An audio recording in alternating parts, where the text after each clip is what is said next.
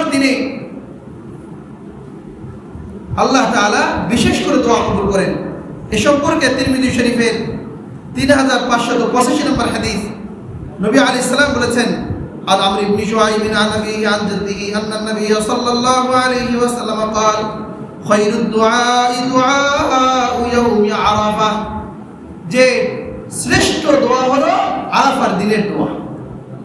হাজিরা তো দোয়া করেন, তো এখানে তো শুধু হাজিদের জন্য খাস করে দেন নাই, বলছেন যে শুধু হাজিদের জন্য আরাফার ময়দানে যারা অবস্থান করবে তাদের জন্য, যে না, আরাফার দিনে যে দোয়া করা হবে এটা হলো সর্বশ্রেষ্ঠ দোয়া।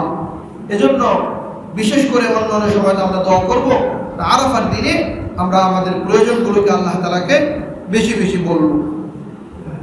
এই দশকের আমল হিসেবে যে 9 জিলহজ ফজর থেকে নিয়ে 13 জিলহজ আসর পর্যন্ত যে তাকবীরে তাশরীক পাঠ করা,